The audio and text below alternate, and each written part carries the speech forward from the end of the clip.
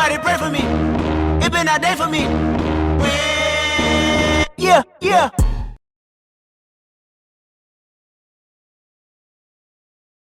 Alright, well tonight we're working on the E36 and we're getting straight into it. I've been working on it for a little bit now. I had to get these lug nuts off and weld the other lug nuts because they were key lug nuts. Last night I came out here and taped all this off, ready for paint. Basically I got a few more things to tape off, but first things first, I'm going to jack this thing up and drop this subframe out so I have a good clear spot to paint it off. Hopefully we can get this hammered out. It's already 7:30. And I'm trying to get the at least first coat of paint laid tonight. So you just unbolt everything from the subframe. I'm not going to go too much into detail because I'm trying to get this thing off. So I'm going to jack it up, drop this subframe.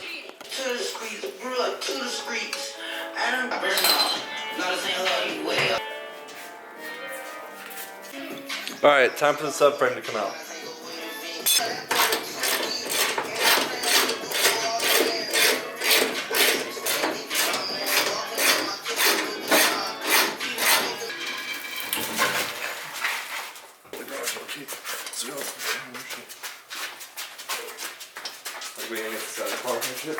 Alright, subframe's out of the car, so now it's time to lay some primer. I just got to tape a few more things off, like my fuse box and then my power block and stuff like that. So I'll do that real quick, but I'm not going to record that because you guys don't really care to see that, so I'll just do that real quick. Alright, well that took way longer than I was hoping. I spent like an hour still taping up stuff. I thought I taped off pretty much everything the other night, but I was wrong. There was still a lot exposed, so I just got literally everything. The first coat of primer, just kind of dusting everything, and then from there I'll let that dry, and then I'm gonna lay some gray. So I'm stoked to see how this is gonna look.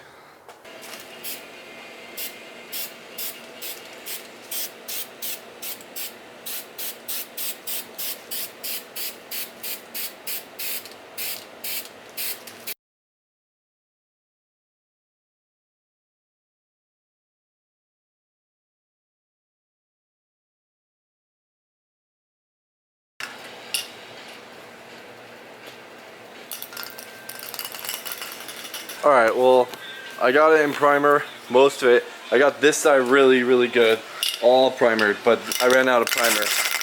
And I didn't get this side, but that's alright, it's just the inner fender well, so I'm just going to paint that. I got all the inner side done with the primer, so that's all that really matters.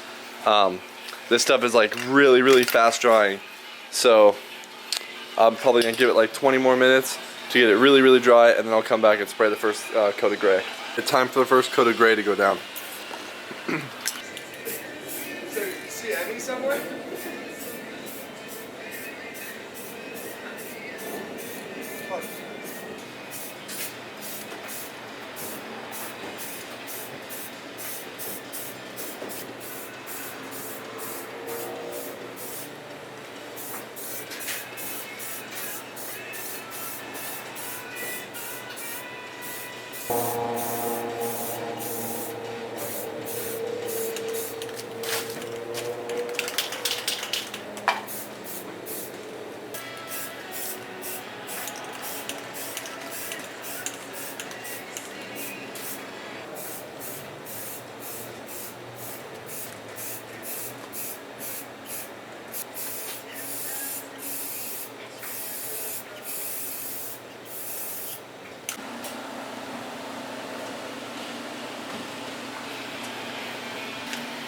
I just laid one strong coat of gray down.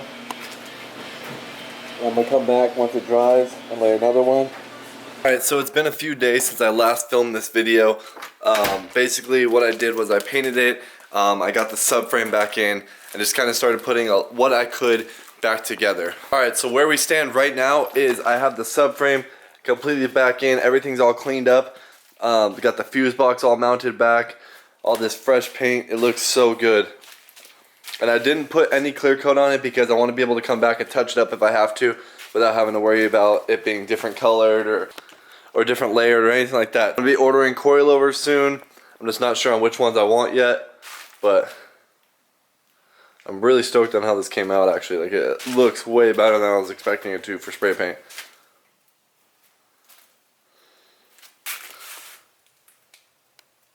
All the way up.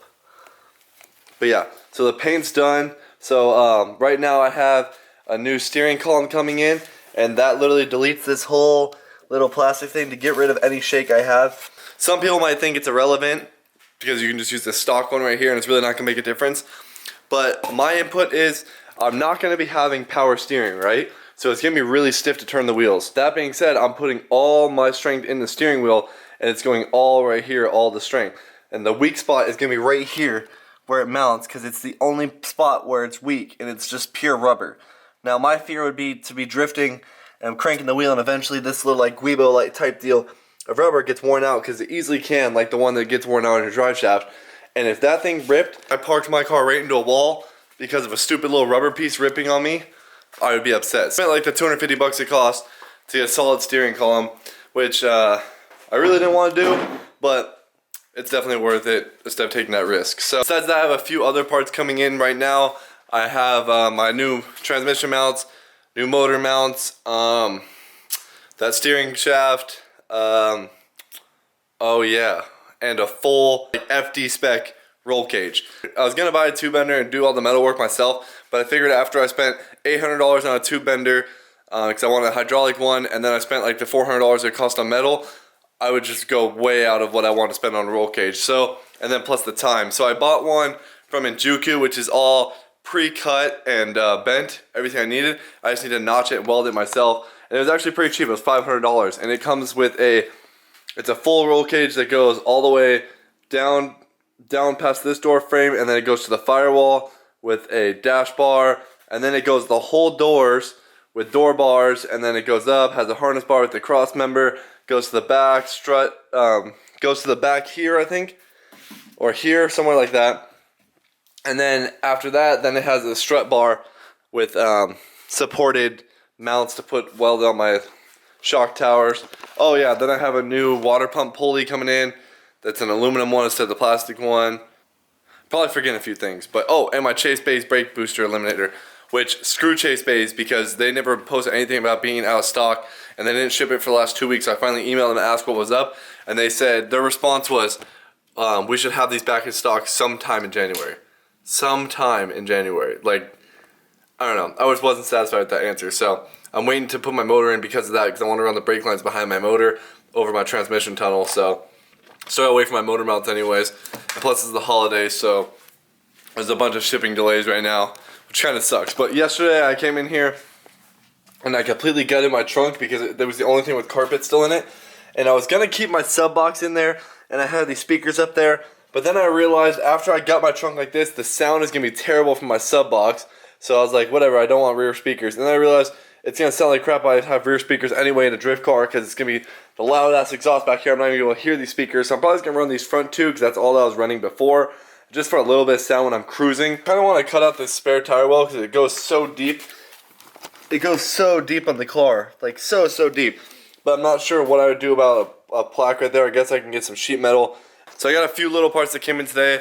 I have a new shorter belt because I'm not going to be running power steering. Got that coolant block off plate for my heater core, which I've been talking about. And it's literally just the plate that bolts in, and it goes right here where this goes, and just covers it completely up. And then this is a plug for this side of the line over here. I'm not going to be running a heater core. It looks like someone already did the loop trick here, but it's better to have a block off plate according to everybody on the forums and everything like that, because that way the coolant just doesn't go through here and it's wastes its time. It just stays in the head. Also, I got this Condor like plastic block off steering plate, which I'm not too satisfied about because I read a lot saying you can't over tighten it, and I really didn't tighten it that much, and it's still leaking. So not too stoked on that, but I don't know what I'm gonna do, if I'm gonna order the aluminum one or just let the fluid leak out. I'm not sure how bad it'll be if I leave the fluid leaking out, because that will be greased up still. I don't know. So much to come and so much to do. I just wish I can like keep moving because I don't want to stop. Otherwise I'll like lose motivation for this thing. So I'm trying to keep it going, and have parts coming in like every day, so I just stay motivated to put it on and work on this thing. The only thing I'm wondering about is that plug, because of the way it is. I think it goes in the hose and not this actual hard line. So I think I'm gonna have to like cut my hose and then plug it like that. Start off by unbolting these two 10mm bolts, and then I guess we'll just see from there. There was a gasket there too before for this one, so I'm gonna grab a razor blade and just get all that gunk off. That way it's clean when I put the new one and the new gasket on. Alright, so I just got this all cleaned up and got that all ready. Now I'm gonna go ahead and put this new one on. we're just gonna tighten it.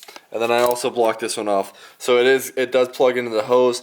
I definitely knew it didn't plug into the hard line, but I just was making sure. So I cut the hose back a little bit and just clamped it like that. And we got that, and then this block off. Alright, so I think all I'm going to do tonight is just go in there and clean out the interior a little bit. No point in me filming that because I'm kind of just going to be all over the place just sanding things and cutting little things out. So I figured I really wouldn't film that, and I figured this video would probably be short for that reason. But that is going to do it for this video, and I can't wait to get some more parts in and then actually start installing a bunch of cool parts. I'm really excited to do the roll cage and the angle kit.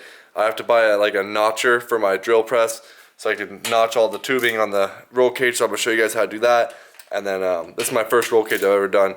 My bug one was a bolt-in roll cage, and then all I did was a straight bar straight across my harness.